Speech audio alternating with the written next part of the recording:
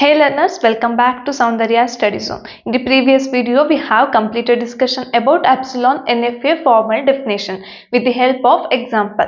Now let us see what is epsilon closure, because it is the basic step we should know before converting NFA into epsilon NFA. Okay, so epsilon means it is a empty input, which means we are consuming no symbol to move from one state to another state. So what is epsilon closure?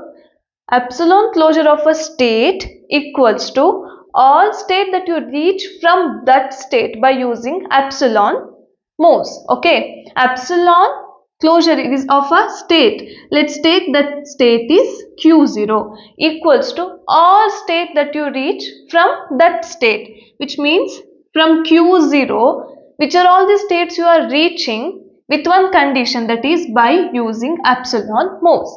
So let's take we are taking the epsilon closure of the state q0. Okay, of a state q0, all state that you reach from q0. Let's take, there are three states, q1, q2 and q3. So q0 on epsilon it will be moving to q1, q0 on 1 it will be moving to q2 and q0 on epsilon it is moving to q3. Let's take it like this.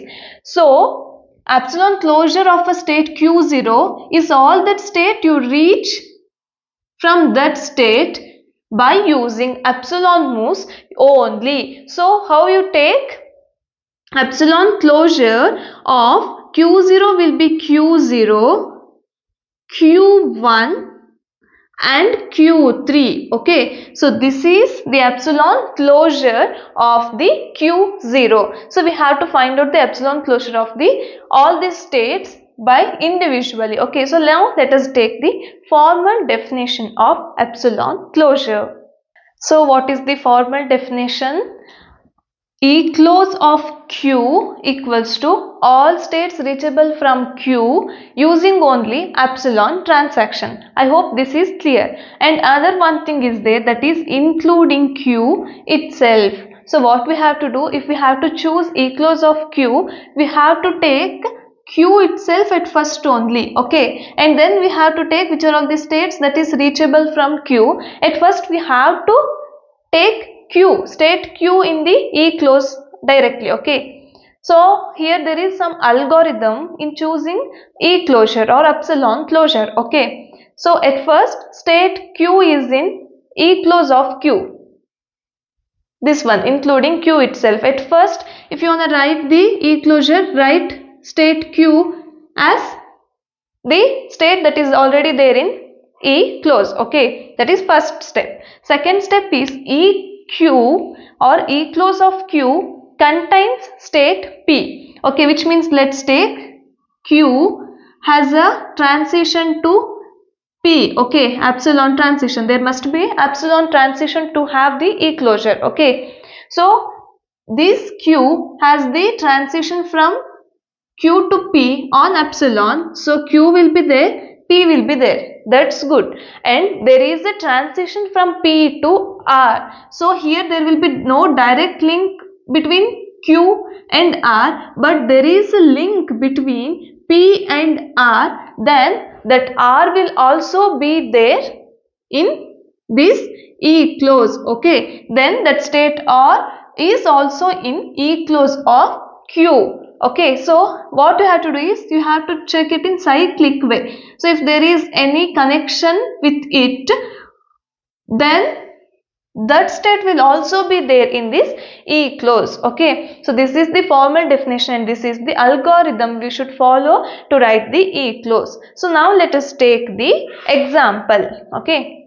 Okay, this is the example. So for your reference, I wrote the epsilon transition in red color. Okay, so Q0, which is a starting state, on 0 it is moving to Q1. This is the final state. How starting state is represented with arrow and final state is represented with two circles. And then we have Q1 on 0 it will be there in Q1 only, and Q1 on epsilon it is moving to Q3, Q3 on epsilon it is moving to Q2, and Q3 on 1 it is moving to Q1, and Q2 on 1 it will be there in Q2 only, and Q2 on 0 it is moving to Q0. It is clear. Now I have to write the epsilon closure, right? So to write the epsilon closure, let us write the transition table. Okay, so here to write the E close, write all the states at first. Okay, states are Q0, Q1, Q2 and Q3, right? So these are all the states. Which is the starting state? Q0. So represent it with arrow, and Q1 is the final state. So represent it with star. Now to write the E close of Q0, at first what we have to write? We have to blindly write the state itself. To write the E close, we have to blindly write the state itself. Okay. Now, is there any transition of Q0 on epsilon? Yes. Q0 on epsilon, it is moving to Q3. So, write Q3. Okay. And then Q3, is there any transition of Q3 on epsilon? Yes. Q3 on epsilon is moving to Q2. So, write Q2 also. So now check, is there any transition from Q2 on epsilon? No, Q2 is not going anywhere on epsilon. So this is the end of E closure of Q0. Done. Now check it for Q1. Blindly write Q1 and then Q1 on epsilon. Yes, it is moving to Q3.